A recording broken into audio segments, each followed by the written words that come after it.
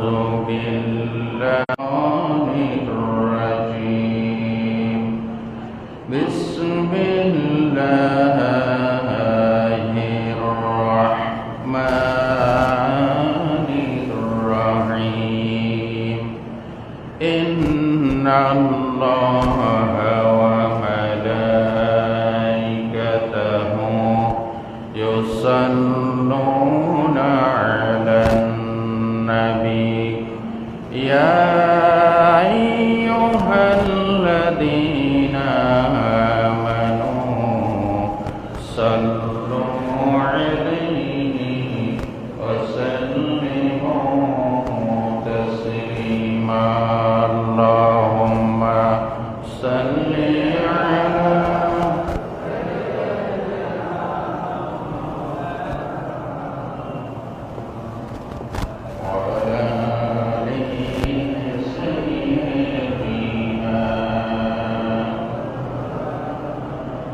আরো মহব্বতের সাথে পাঠ করি আল্লাহুম্মা সাল্লি আলা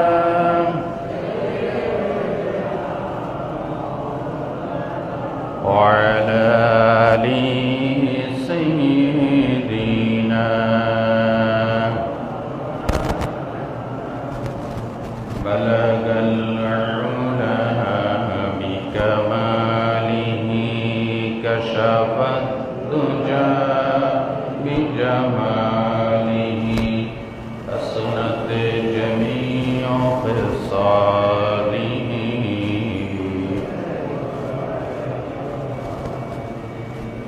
قدموں میں مصطفیٰ کی میرا مسار ہوتا او کھا کے بات ہوتی میں کا کے سر ہوتا بلغ العلا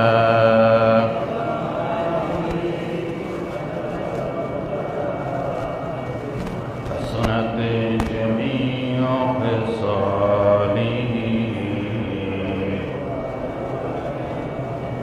সমস্ত প্রশংসার মালিককে জবান দারাজ করে সমস্ত জড়তা হীনতা বিষণ্ণতা দুর্বলতার ঊর্ধ্বে ওঠে আমার মনিবের আমার রবের শিখানো ভাষায় সকলে মহব্বতের সাথে বলি আলহামদুলিল্লাহ। আপনারা সবাই কেমন আছেন? আল্লাহর শুকরিয়া। আজকে পবিত্র জুমার দিন, পবিত্র মুহররম মাসের দ্বিতীয় জুমা। এবার আশুরার তারিখ আল্লাহ তাআলা জুমার সাথে অ্যাড করে দিয়েছেন, মিলাইয়ে দিয়েছেন। আলহামদুলিল্লাহ বলেন। আশুরা হচ্ছে পৃথিবীর ইতিহাসে সবচাইতে তত্ত্ববহুল এবং গুরুত্বপূর্ণ ঘটনার সম্বলিত একটি দিন, যে দিনে অনেক ঐতিহাসিক ঘটনা সংঘটিত হয়েছে। আল্লাহ দুনিয়া সৃষ্টি করেছেন জুমার দিন। দুনিয়ার প্রলয় হবে, দুনিয়া ধ্বংস হবে কি কোন দিন? জুমার দিন। মুসনাদ আহমদের হাদিস, আল্লাহ রসুল বলেন অফিহে তাকুমুস সাআহ, জুমার দিন কিয়ামত সংঘটিত হবে। সেজন্য মা মিন মালাকিন মুকাররাবিন ওয়ালা সামাইন ওয়ালা আরদিন ওয়ালা রিয়াহিন ওয়ালা জিবালিন ওয়ালা বাহরিন ইল্লা ওয়া হুন্না ইউশফিকনা মিন ইয়াউমিল জুমআ। জুমার দিন আল্লাহ দুনিয়া সৃষ্টি করছেন, জুমার দিন কিয়ামত হবে। এই জন্য আল্লাহর নৈকট্যপ্রাপ্ত সমস্ত ফেরেশতা, পাহাড় পর্বত, এমনকি বাতাস, এমনকি সমুদ্রের পানিও জুমার দিন আসলে আল্লাহর ভয়ে থরথর করে কাঁপতে থাকে। আল্লাহু আকবার বলেন। কোন সময় ইসরাফিল আলাইহিস সালাম সিংহায় ফোঁক দেয়? সুবহানাল্লাহ। 10 মুহররম জুমার দিন কিয়ামত সংঘটিত হবে। আল্লাহু আকবার। আর জুমার দিন হচ্ছে সপ্তাহের শ্রেষ্ঠ দিন। রাসূলুল্লাহ বলেছেন খায়রু ইয়াউমিন তালাত আলাইহিস শামসু ইয়াউমাল জুমআ। আল্লাহ সৃষ্টির প্রথম দিন থেকে এই পর্যন্ত যতগুলি দিনে সূর্য উদিত হয় অস্তমিত হয়, এর ভিতরে শ্রেষ্ঠ দিন হচ্ছে জুমার দিন। আজকে আশুরার দিন, জুমার দিন আল্লাহ মিলিয়ে দিয়েছেন। আল্লাহর কাছে প্রার্থনা করেন আল্লাহ আমাদেরকে ঈমানদার মুমিন অবস্থায় মৃত্যু দান করেন। দুনিয়াটা কিছুই না, দুনিয়াটা কিছুই না, সব ধ্বংস হয়ে যাবে। থাকবে শুধু আল্লাহ, থাকবে রসুল, থাকবে ইসলাম, ঠিক কিনা? কুল্লু মান আলাইহা ফান ওয়া ইয়াবকা ওয়াজহু রাব্বিকা যুল জালালি ওয়াল ইকরাম। সব ফানা হয়ে যাবে, থাকবেন আল্লাহ, যিনি অনাদি, যিনি অনন্ত, যিনি অব্যয়, যিনি অক্ষয়, যিনি চিরঞ্জীব, যিনি চিরন্তন, যিনি ছিলেন, যিনি আছেন, যিনি থাকবেন, যার শুরু নাই, যার শেষ নাই, তিনি কে? আল্লাহ। আসুন ভূমিকা প্লেস করার পরে মূল কথায় ফিরে আসি। আজকে হচ্ছে আশুরার দিন। আশুরা শব্দটি আশরাতুন শব্দ থেকে উৎপত্তি হয়েছে। আশরাতুন মানে 10, আর আশুরা মানে দশক, এক দশক। একটা মাসকে 3 ভাগ করলে 1 দশক, 2 দশক, 3 দশক হয়। তা প্রথম মুহররম মাসের প্রথম দশকের 10ম তারিখকে বলা হয় আশুরা। কি বলা হয়? আশুরা। আল্লামা বদরুদ্দিন আইনি রহমতুল্লাহ আলাইহি বুখারী শরীফের শরহ উমদাতুল কারীতে তিনি বলেছেন, আশুরার দিন 10 জন নবী রাসূলের ঐতিহাসিক ঘটনা সংঘটিত হয়েছে। এই জন্য এটাকে কি বলা হয়? আশুরা। কি বলা হয়? আশুরা। হযরত আদম আলাইহিস সালামকে আল্লাহ যখন জান্নাত থেকে বের করে দিয়েছেন, তিনি কোনো গুনাহ করেন নাই, ভুল করেছেন। ভুল করে কত জমাই না, তার আগে জমাই করেছে। ভুল করছে স্ত্রী, পানিশমেন্ট আসছে স্বামীর উপরেও। তার মানে স্বামী যদি স্ত্রীকে সুযোগ দেয় ভুল করার জন্য, সেটার পানিশমেন্ট শুধু স্ত্রীর উপর আসে না, স্বামীর উপরও। কি বলেন না? কারণ আর রিজালু কাওয়ামুনা আলান নিসা, আল্লাহ বলছেন পুরুষ নারীর উপর কর্তৃত্বশীল। নারীর উপর কর্তৃত্বশীল কে? পুরুষ। আদম আলাইহিস সালামকে আল্লাহ যখন জান্নাত থেকে নিচে নামাইয়ে দিয়েছেন, এক বর্ণনায় এসেছে তিনি 350 বছর পর্যন্ত কান্নাকাটি করেছেন। অতঃপর আল্লাহ রাব্বুল আলামিন নিজে মহব্বত করে তার পয়গম্বরকে দোয়া শিখিয়ে দিয়েছেন। পড়েন সবাই, রব্বানা যালামনা আনফুসানা ওয়া ইল্লাম তাগফির লানা ওয়া তারহামনা লানাকুনান্না মিনাল খাসিরিন। বলেন আল্লাহু আকবার। এই দোয়া পড়ে যখন তিনি চোখের পানি ছেড়ে দিয়েছেন, আল্লাহর মহব্বতের সমুদ্রে জোশ মেরে উঠেছে। আল্লাহ রাব্বুল আলামিন আশুরার 10 তারিখ আমাদের পিতা আদম এবং আমাদের মা হাওয়া আলাইহিস সালামকে মাফ করে দিয়েছে। হযরত ইব্রাহিম আলাইহিস সালামকে নমরুদ যখন আগুনে ফেলেছিল, নূরে মুহাম্মাদি আমার নবীজির নূরের চমক ইব্রাহিমের কপালে ঝলক মারতেছিল। আল্লাহ রাব্বুল আলামিন ইব্রাহিমের ঈমান এবং তাকওয়ার বদৌলতে মুহররমের 10 তারিখ নমরুদের আগুন থেকে ইব্রাহিমকে মুক্তি দান করেছে। হযরত আইয়ুব আলাইহিস সালাম, তার গোটা শরীরে পোকা জরা জরা করে ফেলেছেন। সমস্ত শরীর পোকাকে যখন জিহ্বায় পোকা ধরা শুরু হয়েছে, হযরতে আইয়ুব আলাইহিস সালামের স্ত্রী বলতেছেন, আপনি তো আল্লাহর পয়গম্বর, আল্লাহর কাছে হাত তুলে একদিনের জন্য রোগ মুক্তি চান নাই, কারণটা কি? হযরত আইয়ুব আলাইহিস সালাম বলেন, বিবি গো, আল্লাহ আমাকে যত নিয়ামত দিয়েছেন এই নিয়ামতের শুকরিয়া তো আদায় করতে পারি নাই, আবার কোন মুখে আল্লাহর কাছে রোগ মুক্তি চাইব? বলেন আল্লাহু আকবার। শেষ পর্যন্ত জিহ্বায় যখন পোকা ধরা শুরু হয়েছে, হযরত আইয়ুব আলাইহিস সালাম বলেছেন, আল্লাহ সারা শরীর পোকাকে জরা জরা করে ফেলেছে, তোমার কাছে মুক্তি চাই নাই। জিহ্বায় পোকা ধরা শুরু হয়ে গেছে, জিহ্বায় যদি পোকা দাও, তোমার মতো মাওলার নামের জিকির কি দিয়ে করব? আল্লাহ তুমি জিহ্বায় পোকা দিও না।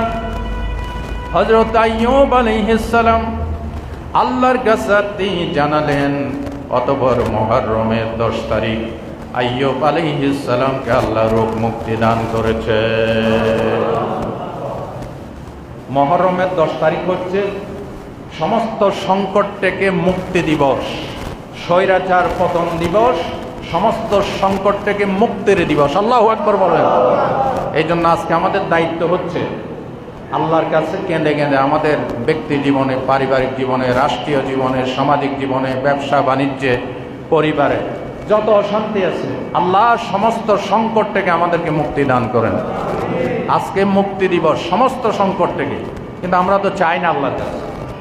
আজকে অনেকে রোজা রেখেছেন, গতকাল করে রেখেছেন, যারা রেখেছেন তাদেরকে ধন্যবাদ, আল্লাহ কবুল করুন, বলেন আমিন। তবে এই রোজাটির 2টা হইতে হবে।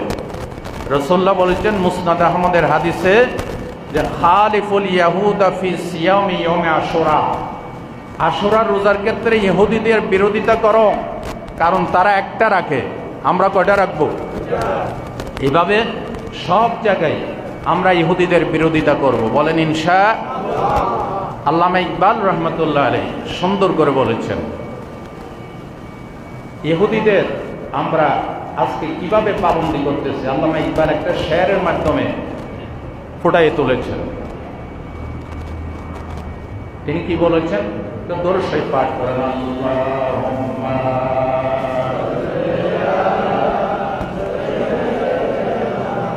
মাওলানা মুহাম্মদ ওয়া আলা আলি সাইয়্যিদিনা।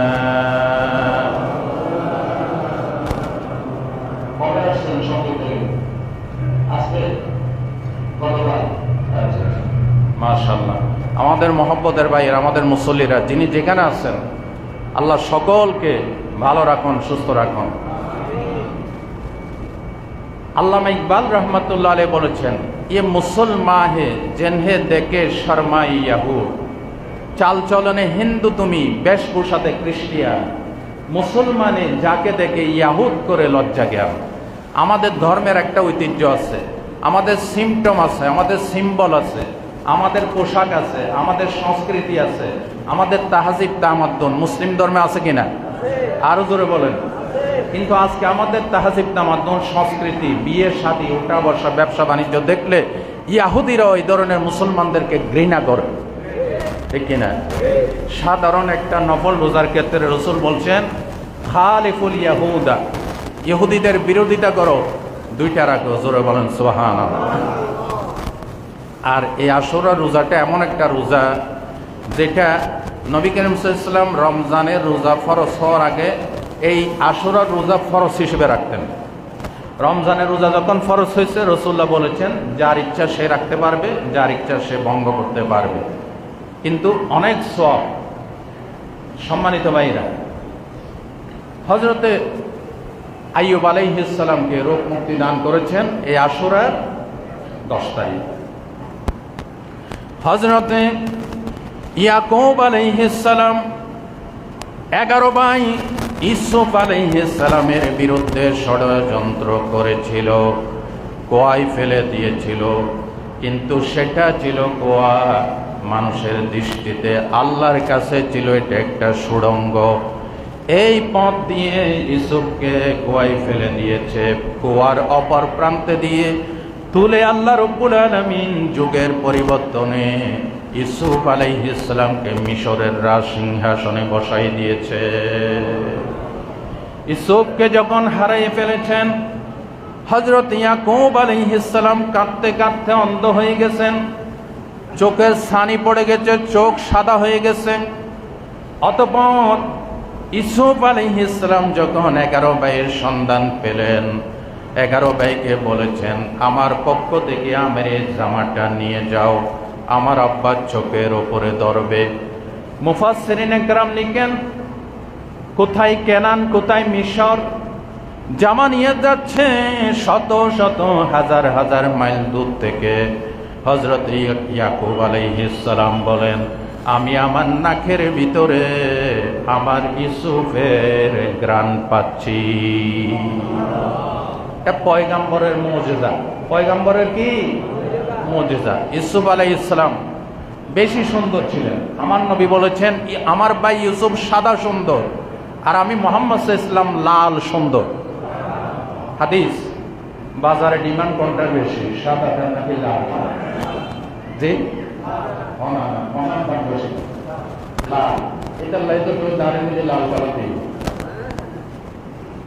আলহামদুলিল্লাহ বলেন। আপনারা কি রাগটা করেন? কেন করবেন রাগ? আমার কথায় আছে কি কোনো ফাঁক? এই কথাটা এখন একটু যাক। আছেন তো ইনশাআল্লাহ? লালের দাম বেশি না সাদার দাম বেশি? লালের জন্য দুনিয়া পাগল, ঠিক না? ইউসুফ আলাইহিস সালাম সাদা সুন্দর, আমার নবী রাহমাতুল লিল আলামিন লাল সুন্দর। টোকা দিলে মনে হবে যেন রক্ত ঝরে পড়বে, এত সুন্দর। আমার নবীর উপর কোরআন নাজিল হয়েছে। নবী করিম সাল্লাল্লাহু আলাইহি ওয়াসাল্লামের নূরানি জিসিম মোবারক, নবী করিম সাল্লাল্লাহু আলাইহি ওয়াসাল্লামের জিসিম মোবারকের সব সময় কোরআনের নূর ঝলক মারত। সুবহানাল্লাহ বলতে ইচ্ছে করো না? কারণ কোরআন আল্লাহর নূর। কোরআন আল্লাহর কি? যেই পাহাড়ের উপর কোরআন নাজিল হয়েছে ওইটা এমনে পাহাড় ছিল, কোরআন নাজিলের কারণে নাম হয়ে গেছে জাবালুন। মাশাআল্লাহ, জাবালুন।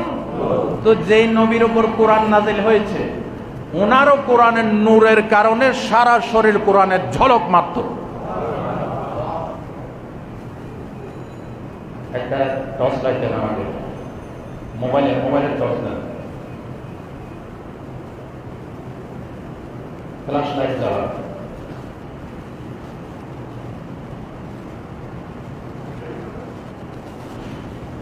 বাস্তবে বুঝাই দিই, আমি কি নূরের তৈরি না মাটির তৈরি?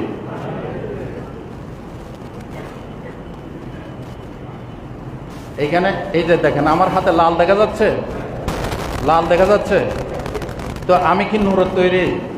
কথা বলেন না কেন? কিসের কারণে? মোবাইলের ফ্ল্যাশ লাইটের। এইখানে যদি অন্ধকার হতো তাহলে আরো বেশি লাল দেখা যাইতো না? লাল দেখা যাইত। আমার নবীজির উপর কোরআন নাজিল হওয়ার কারণে সব সময় নবীর নূরানি শরীর থেকে আল্লাহর নূরের ঝলক মারত। আল্লাহু আকবার বলেন।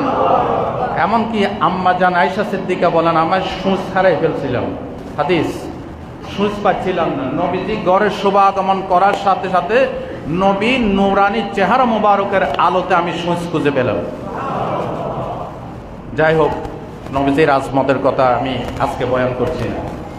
হযরতে ইয়াকুব আলাইহিস সালাম ইউসুফ আলাইহিস সালামের জামা চোখের উপর রাখলেন। আল্লাহ তাআলা বলেন, ফারতাদ্দা বাসীরা, সূরা ইউসুফ, সাথে সাথে চোখের দৃষ্টি শক্তি খুলে গেল।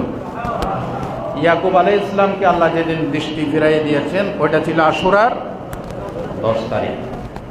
এভাবে করে হযরতে মূসা আলাইহিস সালাম, ফেরাউন যখন তার লোক লস্কর নিয়ে হযরতে মূসা আলাইহিস সালামকে গ্রেফতার করার জন্য পিছনে ধাওয়া করেছে, আল্লাহ রাব্বুল আলামিন মুহররমের 10 তারিখ মূসা আলাইহিস সালামকে মুক্তি দান করেছেন।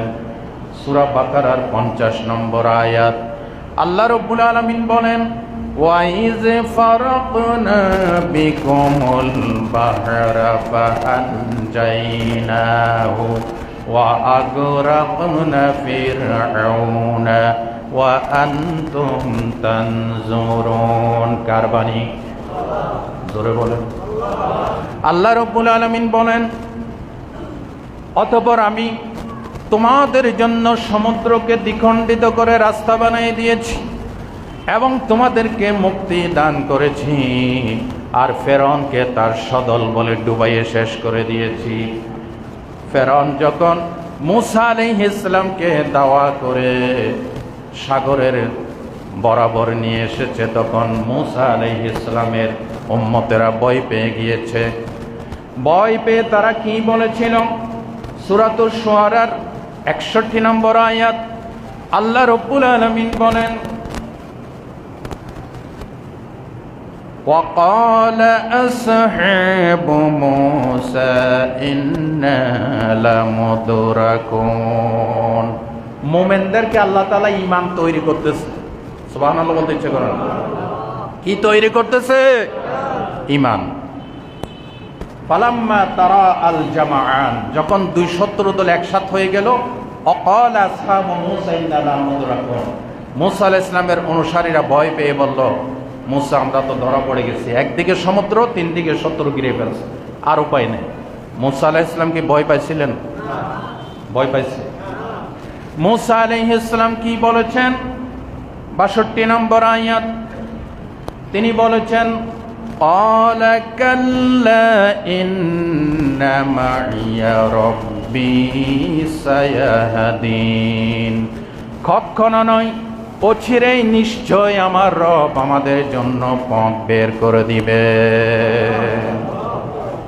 এই যখন ঈমানের পরিচয় পাওয়া গেল, দৃঢ় ঈমান, তখন আল্লাহ খুশি হয়ে গেলেন, রাস্তা বের করে দিলেন। 63 নম্বর আয়াত, আল্লাহ রাব্বুল আলামিন বলেন, ফানফালাকা ফাকানা কুল্লু ফিরকিন কাত্তাউদিল আযীম। মূসা রে, তোমার হাতে যে লাঠি আছে, লাঠি দিয়ে সমুদ্রে আঘাত করো। তিনি আঘাত করলেন, একটা নয়, দুইটা নয়, কোরআন শরীফে বলা হয়েছে বিশাল বিশাল পাহাড়ের মতো 12টা রাস্তা দাঁড়িয়ে গেল। আল্লাহু আকবার। আল্লাহর কোরআন কি জিন্দা কোরআন না মরা কোরআন? কোরআনের কথায় কোনো ভুল নাই। 12টা রাস্তা কেন বানাইছেন? এক, মুফাসসিরিন ইকরাম জবাব দিয়েছেন, পয়গম্বরের লাঠির মুজিজা, আল্লাহর কুদরত। 2 নম্বর, ফেরাউনের জাত গোষ্ঠী ছিল 12 শ্রেণীতে বিভক্ত। কয় শ্রেণীতে বিভক্ত? এই 12 শ্রেণীর লোকেরা 12টা রাস্তায় উঠবে, আল্লাহ তাদেরকে ঠিক জায়গা মতো পাকড়াও করবে। ঠিক কিনা বলেন? মূসা আলাইহিস সালাম পার হয়ে ওই পারে চলে গেছে, আর ফেরাউন সমুদ্রের কিনারায় এসে বলছে, দেখছো আমি কইছি না আমি তোমাদের খোদা?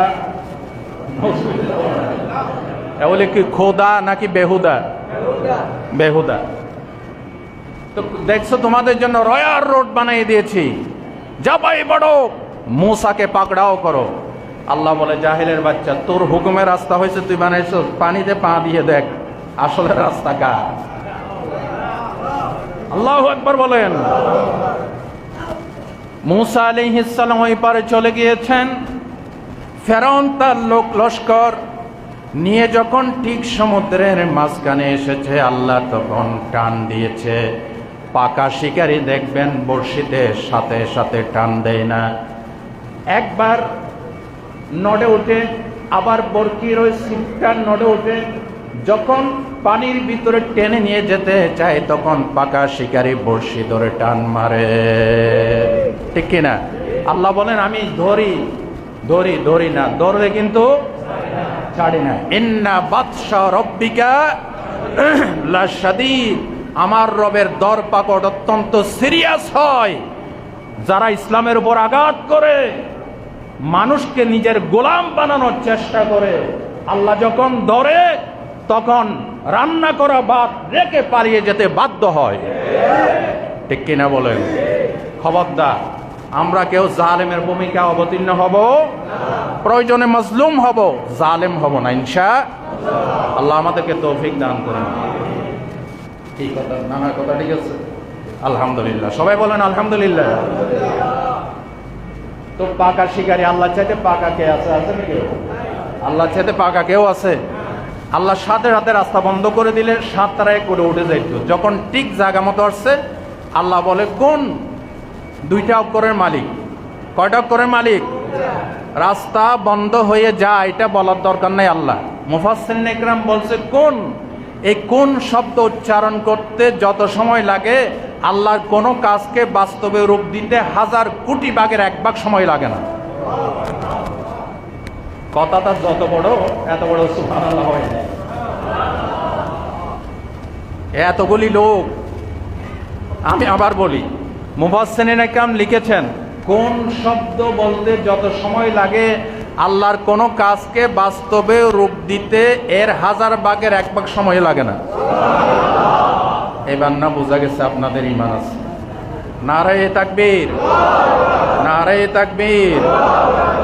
মুসলিম আমি, সংগ্রামী আমি, চির রণবীর, আল্লাহকে ছাড়া কাউকে মানি না। নারায়ে তাকবীর, নারায়ে তাকবীর, নারায়ে তাকবীর। মারহাবা বলেন। ভাই ও বন্ধুগণ, ফেরাউন এবং তার দলবল যখন সাগরের মাঝখানে চলে আসলো, আল্লাহ রব্বুল আলামিন তখন অর্ডার করলেন, এই সমুদ্র তাকে পাকড়াও করো। সমুদ্র এবার তাকে পাকড়াও করলেন, রাস্তাগুলি বন্ধ হয়ে গেল। সমস্ত সৈন্যরা পানি খাইতে খাইতে শেষ হয়ে গেল। একা ফেরাউন বেঁচে আছে। একবার পানির ভিতরে যায়, আবার পানির উপরে আসে।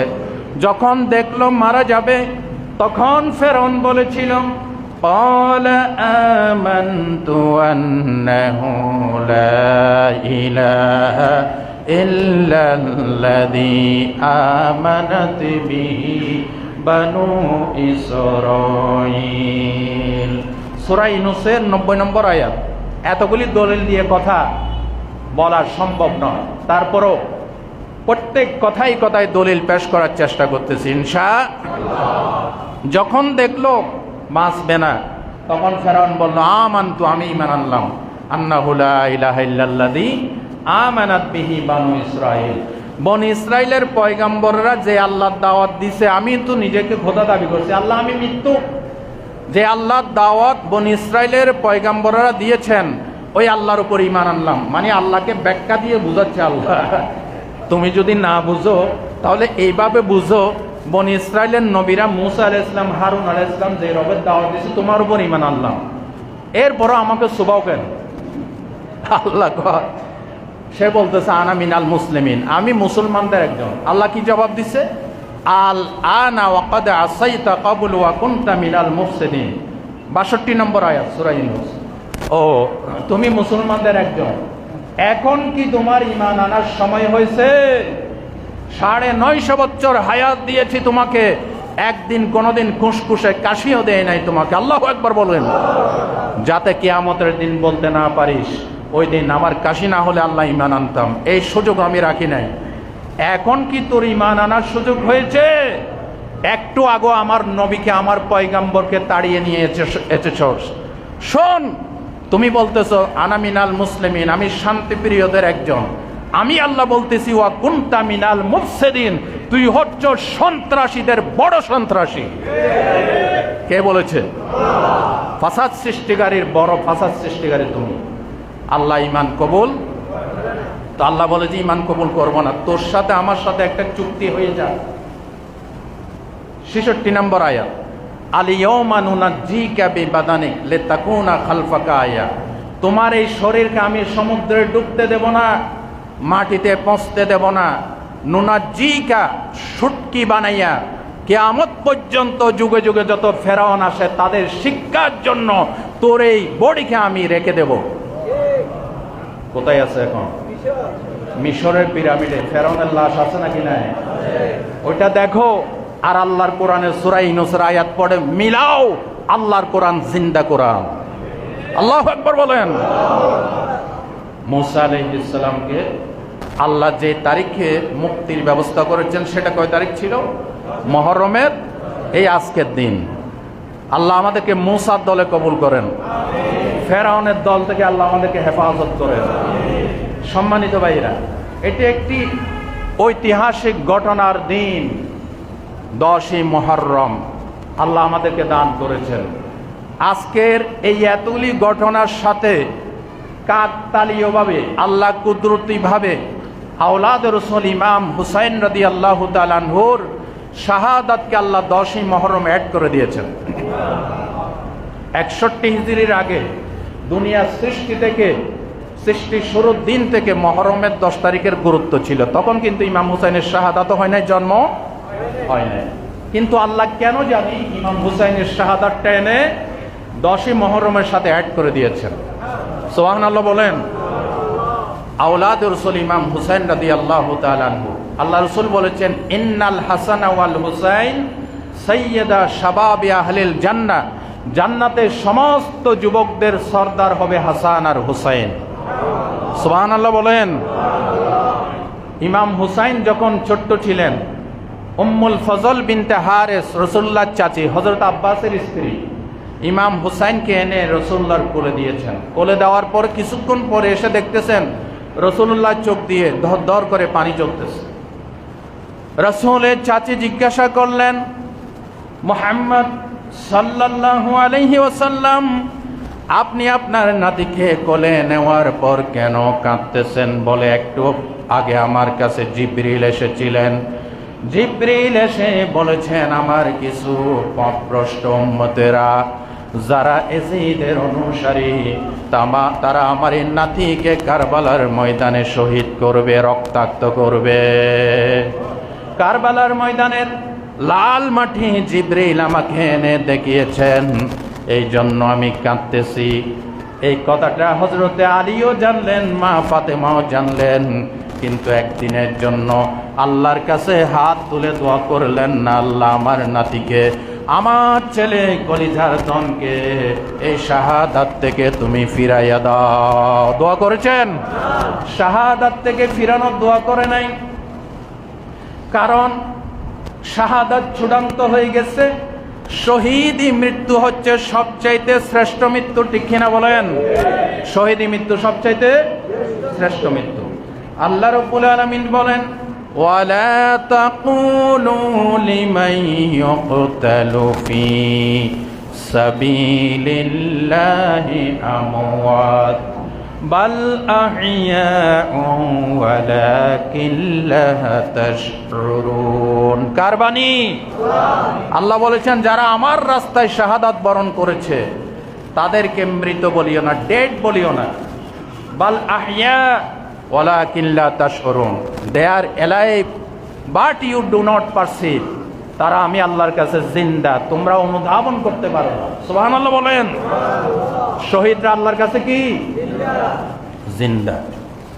ভাই ও বন্ধুগণ, সূরা আল ইমরানের 169 নম্বর আয়াত, আল্লাহ রাব্বুল আলামিন বলেন, ওয়ালা তাহসাবান্নাল্লাযীনা কুতিলু ফি সাবিলিল্লাহ বাল আহইয়াউন ইনদা রাব্বিহিম ইউরযাকুন। যারা আমার রাস্তায় শাহাদাত বরণ করেছে তাদেরকে মৃত বলে ধারণা করো না, তারা আমি আল্লাহর কাছে রিজিক প্রাপ্ত হয়। আল্লাহর কাছে কি পায়? রিজিক পায়। রিজিক দরকার কি জীবিত মানুষের নাকি মরা মানুষের? জীবিত মানুষের। ভাই ও বন্ধুগণ, শহীদরা জিন্দা, শহীদরা জিন্দা। আল্লাহ কিয়ামতের দিন তাদেরকে জান্নাত দিবে, তারা জান্নাত পেয়েও জান্নাতে ঢুকতে চাইবেন না। সুবহানাল্লাহ বলেন। তামান্না হাই না জান্নাত কি না খাহেশ হুরে গেলে মা কি। আল্লাহু আকবার বলেন। তামান্না হাই না জান্নাত কি না খাহেশ হুরে গেলে মা কি। तमन्ना दिल हमारे की हबीबे किबरिया जाने। तमन्ना दिल हमारा की हबीबे किबरिया जाने। আল্লাহ, আমরা জান্নাত চাই না, আমরা কি চাই এটা তুমি ভালো জানো। বলেন সুবহানাল্লাহ। এই জন্য সহিহ আল বুখারীর হাদিসে এসেছে, শহীদদেরকে আল্লাহ পাক জান্নাতে দেওয়ার পরে জিজ্ঞাসা করবেন, তোমাদেরকে আমি দুনিয়াতে ফিরাই নিয়ে যেতে চাই, তোমরা কি রাজি আছো? শহীদরা বলবে, আল্লাহ আমাদেরকে আবার দুনিয়ায় যাওয়ার সুযোগ দাও, আবার 10 বার কতল হয়ে 10 বার শাহাদাত বরণ করে তোমার কাছে ফিরে আসি। আল্লাহু আকবার বলেন। দুনিয়াতে কেউ ফিরে আসতে চাইবে না, কিন্তু শহীদরা ফিরে আসতে চাইবে। কি জন্য? শাহাদাত বরণ করার জন্য। কি জন্য?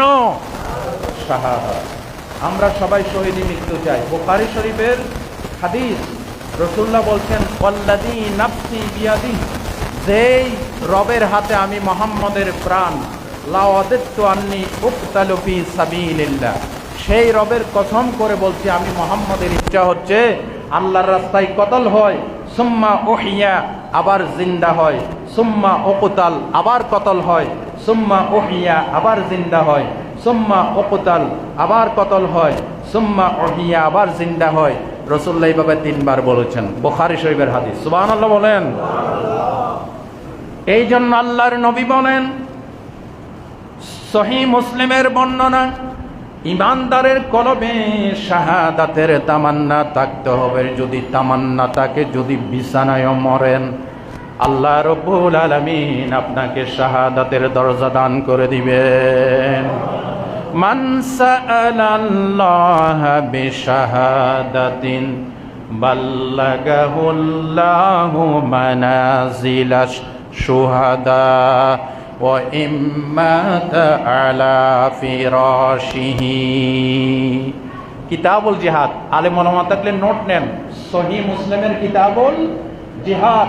রাসূলুল্লাহ বলেন, যে ব্যক্তি মন থেকে, দিল থেকে আল্লাহর কাছে শহীদ হওয়ার তামান্না করে, ঘটনাক্রমে সে বিছানায়ও যদি মরে, আল্লাহ তাকে শাহাদাতের দরজা নসিব। সুবহানাল্লাহ বলেন। আমরা সবাই সাধারণ মৃত্যু চাই না শহীদি মৃত্যু চাই? মুহাম্মদ রাসূলুল্লাহ কি মৃত্যু চাইছে? হযরত ওমর রাদিয়াল্লাহু তাআলা আনহুর কাছে আসেন। সহিহ মুসলিমের বাবু ফাযাইলিল মদিনা আল মুনাওয়ারা, এই চ্যাপ্টারের ভিতরে হাদিস এনেছেন। হযরত ওমর বলেছেন, আল্লাহুম্মা রযুকনা শাহাদাতান ফি সাবিলিক ওয়াজআল মাউত ফি বালাদি রাসূলিক। আল্লাহ, তুমি আমাকে তোমার রাস্তায় শহীদি মৃত্যু দাও, আর তোমার রসুলের শহর মদিনা মুনাওয়ারায় মৃত্যু দাও। আল্লাহ দুটাই কবুল করছে। দুটাই। নামাজরত অবস্থায় হযরত ওমরের শত্রু আবু লুলু এসে তরবারি দিয়ে নাড়ি বুড়ি বের করে দিয়েছে। নামাজরত অবস্থায় তিনি শাহাদাত বরণ করেছেন। বলেন ইন্না লিল্লাহি। আর তিনি চেয়েছেন মদিনা শরীফে মৃত্যু। মদিনা শরীফে মৃত্যু তো আল্লাহ দিছে, বরং রাসূলুল্লাহর রওজায়ে পাকের একেবারে রাসূলুল্লাহর জিসিম মোবারকের পাশে আল্লাহ তাকে স্থান করে দিয়েছে। আল্লাহু আকবার বলেন। আমাকে শহীদ করে সেই মিছিলে শামিল করে নিও, যেই মিছিলের নেতা আমির হামজা, যেই মিছিলের নেতা কে? আমির হামজা। খাব্বাব খুবাইব খোদার ছিল যারা অতি প্রিয়, শামিল করে নিও, আমাকে শহীদ করে সেই মিছিলে শামিল করে নিও। জোরে জোরে বলেন আমিন। হযরত ইমাম হুসাইন আশুরার 10 তারিখ রাত সঙ্গী সাথীদেরকে জড়ো করে বলেছেন, পরিবারের লোকেরা, তোমরা রাত্রের ভিতরে মদিনার রাস্তা ধরে মদিনায় চলে যাও। এরা আমার রক্ত পিপাসু, আমার রক্ত ছাড়া তাদের জিহাদ বন্ধ হবে না। এজিদ বলেছিল, আমি কোরআন দিয়ে, সুন্নাহ দিয়ে, খোলাফায়ে রাশেদার সেই থিওরি দিয়ে রাষ্ট্র চালাবো না, আমার মন মতো চালাবো। বলেন নাউজুবিল্লাহ। আমার হাতে বায়াত করো। বায়াতকে তিনি হয়েছেন। বায়াত মানে সাপোর্ট, সমর্থন দেওয়ার জন্য। ইমাম হুসাইনকে সমর্থন দিয়েছিলেন? জোরে বলেন দিয়েছিলেন। এজিদের রাষ্ট্রে মদ ছিল, জুয়া ছিল, নারী দর্শন ছিল। এজিদ নিজেও একজন চরিত্রহীন লম্পট ছিল। বলেন নাউজুবিল্লাহ। আরো জোরে বলেন নাউজুবিল্লাহ। কোন ইমানদার কোন চরিত্রহীনকে সাপোর্ট দিতে আল্লাযীনা আমানু ইউকাতিলুনা ফি সাবিলিল্লাহ, সূরা নিসা। যারা ঈমানদার তাদের লড়াই হবে আল্লাহর পথে। কার পথে? আল্লাযীনা কাফারু ইউকাতিলুনা ফি সাবিলিত তাগুত, যারা শয়তানের অনুসারী তাদের সংগ্রাম হবে মানুষের মন মস্তিষ্ক প্রসূত জ্ঞান দিয়ে আবিষ্কৃত মেকানিজমকে পাবলিশ করার জন্য তাদের সংগ্রাম হবে। আমরা কাটটা করব? মাশাআল্লাহ, কাটটা করব? আল্লাহ। আমাদেরকে বানাইছেন কে? আবার ফিরে যেতে হবে কার কাছে? ভাই একটা জিনিস মনে রাখেন, আপনি মরলে, এই যে গত শুক্রবার জুমাবার দিন, গত রাত্রে আমাদের মুসল্লি মসজিদে এসে জুমার নামাজও পড়ছে আপনাদের সঙ্গে সার্জেন্ট নজরুল ইসলাম, আমার একনিষ্ঠ ভক্ত জামাল মরার 12 দিন আগে সন্দীপ থেকে এনে আমাকে একটা দই উপহার দিয়েছে। আজকে শুকরিয়া আদায় করি, আল্লাহ তার কবরটাকে জান্নাতের বাগান বানায় না। রাত 3:30টার দিকে সামান্য একটু কাশি হয়েছে। ওনার ছেলে আমাকে কল দিয়ে বলল, হুজুর কাশি হওয়ার পরে সিএনজিতে তুললাম, সিএনজিতে তিনি স্ট্রোক করে মারা গেলেন। ইন্না লিল্লাহি। গত জুমায় তিনি আমার ওয়াজ শুনছেন, আজকে তিনি সন্দীপের মাটিতে। অনেক লোকেরা চলে গেছে আমাদের শুভাকাঙ্ক্ষী। মাবুদ সকলের কবরে আযাব মাফ করে দেন। বলেন তো ভাইরা, আপনি যখন কবরে ঢুকবেন আপনাকে ইসলাম সম্পর্কে একটি প্রশ্ন করা হবে কিনা? ওমা দীনুকা, তোমার দিন মানে চলার পর তুমি কোন পদ্ধতিতে, কোন থিওরিতে, কোন মতবাদের ভিত্তিতে তুমি চলেছ, জবাব দাও। প্রশ্ন করা হবে কোথায়? কোথায় করা হবে? কবরে। এই জন্য সাবধান, যেটাই করি অন্তত ইসলামের বিরোধিতা করব না। ইনশাআল্লাহ বলতে ইচ্ছে করো। আমরা সবাই ইসলামের পক্ষে আছি তো? আমরা সবাই মুসলমান কিনা? মুসলমান। আল্লাহ আমাদেরকে সত্যিকার খাঁটি মুসলমান হওয়ার তৌফিক দান করে। এজিদের নামও মুসলিম ছিল কিন্তু ধোঁকাবাজ। এজিদ কি? আর খাঁটি মুসলমান ছিলেন ইমামে আলা, ইমাম আলী মাকাম, ইমাম হুসাইন রাদিয়াল্লাহু তাআলা আনহু। হুজুরগণ সুবহানাল্লাহ। যিনি কখনো বাতিলের সামনে মাথা নত করে নাই। তিনি এজিদকে বললেন, আমি তোমার কাছে সারেন্ডার করতে পারি না, তোমাকে সমর্থন দিতে পারি না। এই এজিদ বলেছে তাকে অ্যাটাক করে বন্দি করে আমার কাছে নিয়ে আস। এরপরে এজিদের সৈন্যরা এক এক করে ইমাম হুসাইনের 72 জন সঙ্গী নিয়ে তিনি এসেছেন। এর ভিতরে ঘরে দুগ্ধপুষ্য সন্তানও ছিল, তাদেরকে নিয়ে এসেছেন কারবালার ময়দানে। একজন একজন করে শাহাদাত বরণ করলেন। ইমাম আলী আসগর চলে গেলেন, ইমাম আলী আকবর চলে গেলেন, হযরত আব্বাস চলে গেলেন, আব্দুল্লাহ বিন হাসান চলে গেলেন। এইভাবে সবাই যখন শাহাদাত বরণ করলেন, ঘরের অসহায় মহিলাদেরকে বললেন, জয়নুল আবেদিনকে বললেন, তোমরা মদিনার রাস্তা ধরে মদিনায় চলে যাও, এরা আমার রক্ত পিপাসু। তারা বললেন, না, আপনাকে একা রেখে আমরা কখনো মদিনায় যাইতে পারি। আর আল্লাহ বলেছেন, ইন্নাল্লাহা ইউহিব্বুল্লাযীনা ইউকাতিলুনা ফী সাবিলিহি সাফফান কাআন্নাহুম বুনিয়ানুম মারসুস। সূরাতুস সফের 4 নম্বর আয়াত। আমি তাদেরকে ভালোবাসি যারা সীসা ডালা প্রাচীরের মতো সারিবদ্ধভাবে আমার রাস্তায় লড়াই করে। জোরে বলেন সুবহানাল্লাহ। এরা সংখ্যায় কম ছিল কিন্তু সীসা ডালা প্রাচীরের মতো ছিল। সুবহানাল্লাহ বলতে ইচ্ছে করে না? 10ই মুহররম ইমাম হুসাইন কারবালার ময়দানে চলে গেলেন। এজিদের সৈন্যরা সবাই তাকে ঘেরাও করে ধরেছে। ইমাম হুসাইন বললেন, আমি হচ্ছে রসুলের সেই নাতি, যে নাতির মুখে চুমু না দিলে নবীজি শান্তি পেতেন না। আমি হচ্ছি সেই হুসাইন, আল্লাহর নবী খুতবা দিতেন মসজিদে নববীর মিম্বরে, আমি গিয়ে নবীজির কোলের ওপরে বসে থাকতাম। আমি হচ্ছি সেই হুসাইন, নবীজি নামাজের সিজদায় চলে যেতেন, আমি গিয়ে গর্দানের উপরে বসে থাকতাম। আমার মনে কষ্ট আসবে বিদায় নবীজি সিজদাকে লম্বা করে দিতেন। তোমরা কি চাও আওলাদে রসুলের রক্ত দিয়ে হাতকে রঙিন করতে?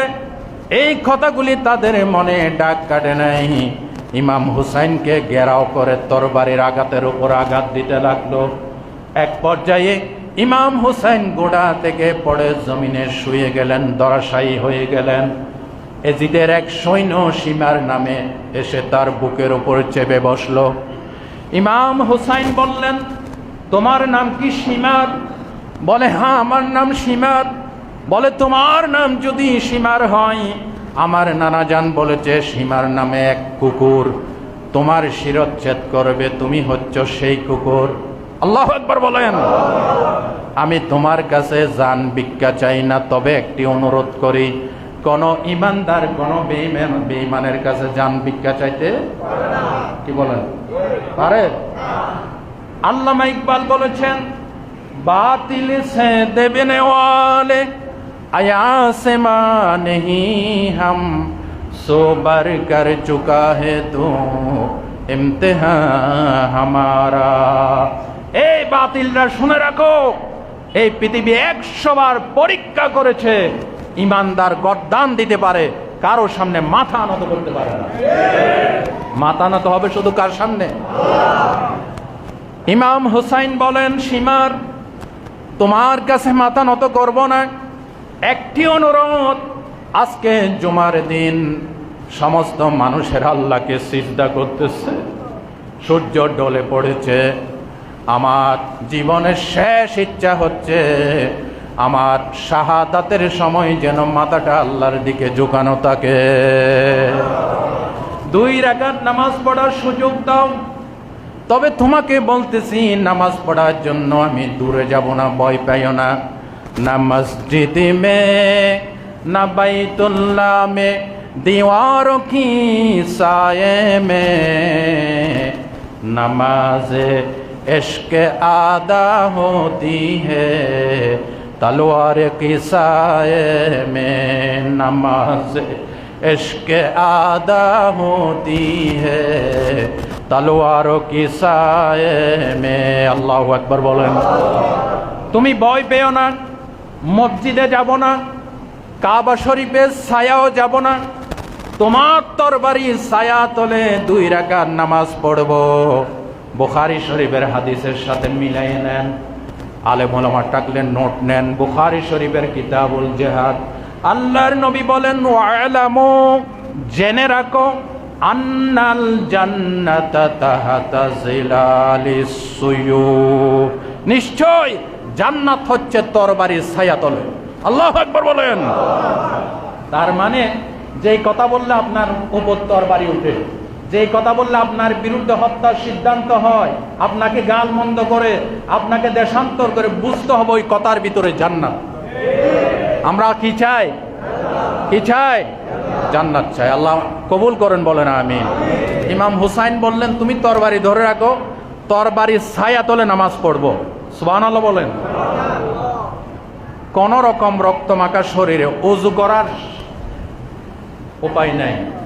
মুফাসসিরিন ইকরাম লিখেছে, আপনি একেবারে একটা মাসলা নেন, একেবারে অপারক হয়ে গেছেন, বিছানায় পেশাব করেন, বিছানায় পায়খানা করেন, এরকম অবস্থা হয় না? হয়। আল্লাহ আমাদেরকে হাতে রতে বলে একটা কথা চট্টগ্রামের ভাষায়, স্বাভাবিক চলাফেরা অবস্থায় পরনির্ভর ছাড়া আল্লাহ আমাদেরকে তার কাছে তলব করেন। আল্লাহ রাসূল পানা চাইতেন, আল্লাহুম্মা ইন্নী আউযু বিকা মিন আরজালিল উমর, আল্লাহ অতি বার্ধক্য থেকে আমি মুহাম্মদকে বাঁচাও। আমরা অতি বার্ধক্য চাই না, নিজে নিজে কালেমা পড়ে পড়ে নিজের স্বনির্ভর অবস্থায় আল্লাহর কাছে যেতে চাই। বলেন আমিন। দুনিয়াতে কি করবেন ভাই? কি দরকার দুনিয়া? আল্লাহর কাছে ঈমান ইসলাম নিয়ে কবরে ঢুকতে পারলে নাজাতের ফয়সালা ইনশাআল্লাহ। আল্লাহ আমাদেরকে বোঝার তৌফিক দান করেন। ইমাম হুসাইন, আচ্ছা মাসলাটা বলি, পেশাব করে বিছানায় পাক হওয়ার কোনো সুযোগ, কিন্তু হুঁশ জ্ঞান ঠিক আছে, হুঁশ জ্ঞান ঠিক আছে। ফতোয়ার কিতাবে লিখে দেওয়া হয়েছে, না পাক অবস্থা হোক, নামাজের আজান শুনছেন আপনি, ওই অবস্থায় ইশারা করে, আল্লাহ আমি তো পাক হইতে পারতেছি না, আল্লাহ আমি সিজদা করলাম, এই যে রুকু করলাম, এই যে বৈঠক করলাম, এটা আল্লাহ আপনার জীবনের শেষ নামাজ হিসেবে ধরে নেবেন। সুবহানাল্লাহ বলেন। আল্লাহ আমাদেরকে তৌফিক দান করুন। ইমাম হুসাইন কোন রকম রক্তমাখা শরীর নিয়ে আল্লাহু আকবার করে নিয়ত বেঁধে প্রথম সিজদায় যখন গিয়েছেন, বলতেছেন, আল্লাহ তুমি আজকের এই ঘটনা সব সচক্ষে দেখতেছো, আল্লাহ আমার শাহাদাতের খবর আমার নানাজান সরওয়ারে কায়নাত রাহমাতুল লিল আলামিন শফিউল মুজনবিন সাহিবে কাউসার মুহাম্মদুর রাসূলুল্লাহ সাল্লাল্লাহু আলাইহি ইসলামের রওজায়ে পাকের কাছে আমার আজকের এই শাহাদাতের কবর পৌঁছাইয়ে দিও। এই কথা যখন বলেছেন, ইমাম হুসাইন চোখের উপর দেখতে পাচ্ছেন আল্লাহ রসুল আল্লাহর দেওয়া কুদরতি ক্ষমতা বলে তিনি কারবালার ময়দানে তশরিফ এনেছেন। একটা বোতল হাতে আছে, বলতেছে কলিজার টুকরা নাতি হুসাইন, মন ছোট করিও না, তোমার শাহাদাতের রক্ত আমি এই বোতলে ভরে নিলাম, কাল কিয়ামতের মাঠে তোমার পক্ষে এই জালেমদের বিপক্ষে আমি এই রক্ত আল্লাহর আদালতে পেশ করব। আল্লাহু আকবার বলেন। ইমাম হুসাইন প্রথম সিজদা থেকে মাথা তুলে না, ঠিক এই অবস্থায় সীমা তরবারি মেরে দিয়েছে, গর্দান আলাদা হয়ে গিয়েছে। বলেন ইমাম হুসাইন কি পরাজিত হয়ে গেছে?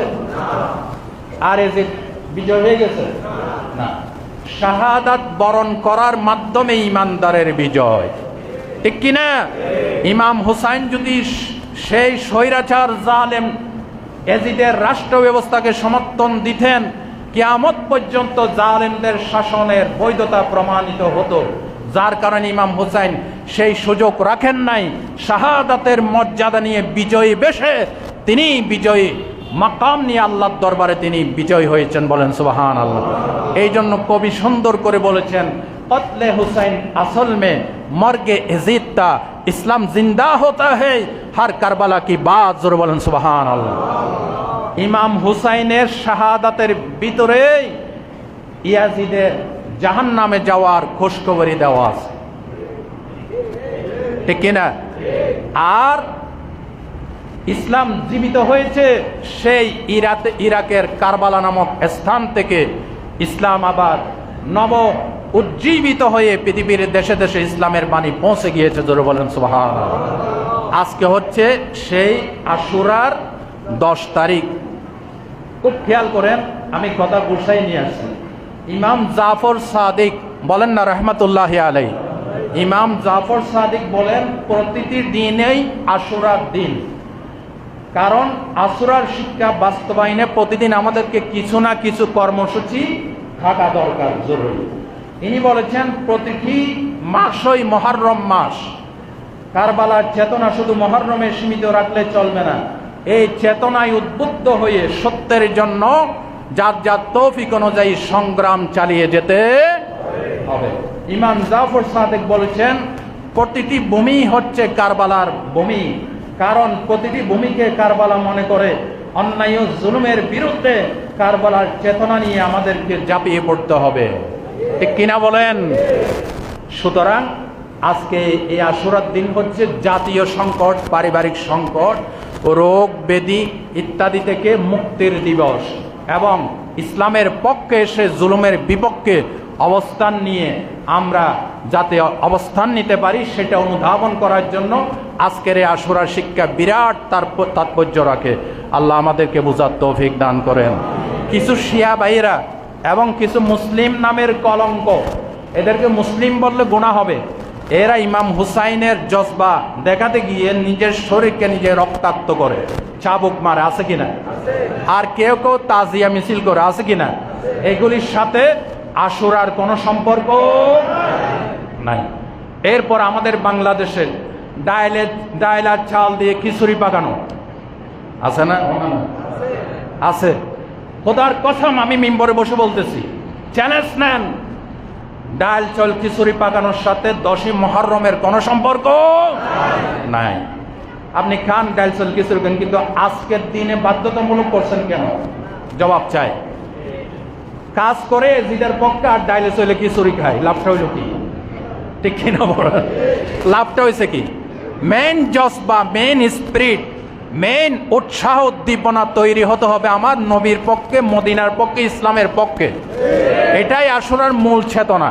কি বলেন? কথায় কোনো ভুল আছে? আল্লাহ আমাদেরকে বুঝার তৌফিক দান করেন।